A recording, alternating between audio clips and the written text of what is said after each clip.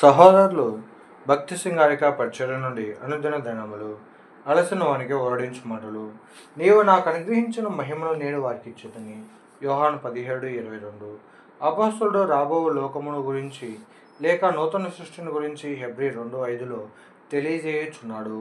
దేవుని నిత్య మహిమను గూర్చి నూతన సృష్టి కనబరుచుతున్నది. ఆ నూతన సృష్టిలో మరణమిక ఉండదు, కన్నీరు కానీ నిట్టూర్పు కానీ ఉండదు. ప్రకటన 21:3-5. అతడ పాపం వలన కలుగు శాపము ఉండదు, అది నిరంతరము నిలుచును. ఈ నూతన సృష్టి దేవదూతల చేత పరిపాలించబడును. హెబ్రీ 2:5.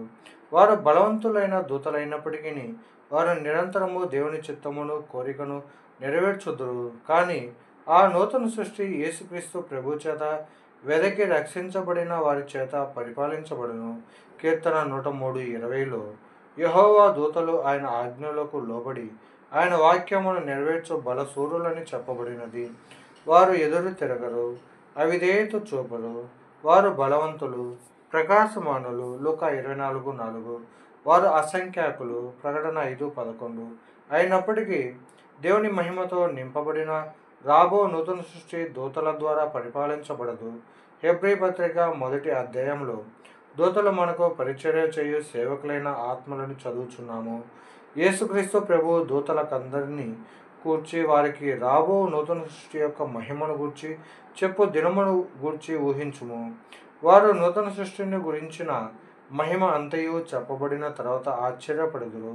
రాబో నూతన సృష్టి యొక్క మహిమనంతయు తెలిపిన తర్వాత ప్రభు వారి చేత అది పరిపాలించబడదని చెప్పును. ఆయన కృప ద్వారా రక్షించబడిన మానవుని ద్వారా పరిపాలించబడునని చెప్పును.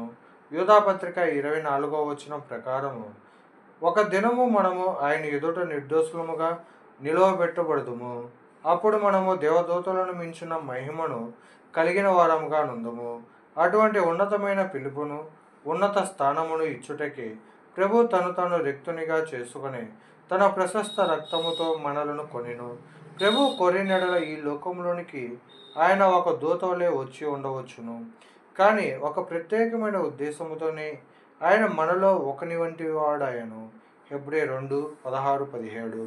ఆయన 40 దినములు మానవుడు ఎదుర్కొన్న శోధనల వంటి శోధనల చేత శోధింపబడుటకు అంగీకరించెను.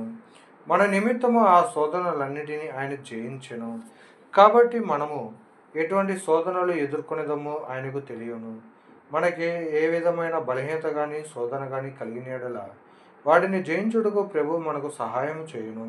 ఆయన కృప, ప్రేమ, పరిశుద్ధ రక్తము చేత మనము అనుదినము ఆయన స్వరూపంలోనికి మార్చబడుచున్నాము. ఒక దినమున మనం ఆయనను చూచుదుము, ఆయన ఉన్నట్లుగానే ఆయనను చూచుదుము. ఆయన మహిమ సౌందర్యములలో పాలిభాగము పొందుదుము. ఆ మహిమతోనే నూతన సృష్టిని పరిపాలించుదుము.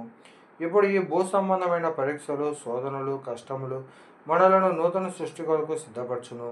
మనము బుద్ధిహీనులమైనప్పటికీ మనలను రక్షించుటలో దేవుడు ఎంత ఉన్నతమైన ఉద్దేశమును కలిగి ఉన్నాడు. ధనవంతులైన తల్లిదండ్రులు కొందరు తమ పిల్లల విషయమై ఉన్నతమైన ఉద్దేశములు కలిగిందురు. వారు తమ జీవితంలో ఉన్నత స్థానములు పొందవలనని తల్లిదండ్రులు ఆశించుదురు. కానీ నీవు వారి చిన్న కుమారుని నీవు పెద్దవాడవైన తర్వాత ఏమీ కావాలనని కోరుచున్నావని అడిగినడల ఆ చిన్నపిల్లవాడు పోలీస్ అని చెప్పును. కారణం ఏమిటి అని అడిగిన యెడల నేను ట్రాఫిక్ను ఆపగలుగుదును అని జవాబిచ్చును. చిన్నపిల్లలుగా వారు తమ తండ్రి తమ జీవితంలో విషయమై ఎంత ఉన్నతమైన ఉద్దేశము కలిగి ఉన్నాడో ఎరుగురు. మనము కూడా కొన్నిసార్లు మన పరలోకపు తండ్రి మన జీవితంలో విషయమై ఎంత ఉద్దేశము కలిగి ఉన్నాడో ఎరుగము. అందుచేత చాలామంది విశ్వాసులు ఈ భూమిపై భిక్షగాండ్రుగా జీవించుదురు. తమను రక్షించుటలో దేవుని ఉన్నతమైన ఉద్దేశమును గ్రహించుక సిగ్గుకరమైన ఓడిపోయిన జీవితమును జీవించుదురు. ఇంత గొప్ప రక్షణను నిర్లక్ష్యం చేసినడలా ఎలాగో తప్పించుకుందువు? మన రక్షణ విషయమై నిర్లక్ష్యముగా అలక్ష్యముగా నున్నయడల ఎంత గొప్ప నష్టమును పొందుదుము. మనము జాగరూకతో ప్రార్థనలతో పట్టుదలతో మెలకువగా నుండవలెను.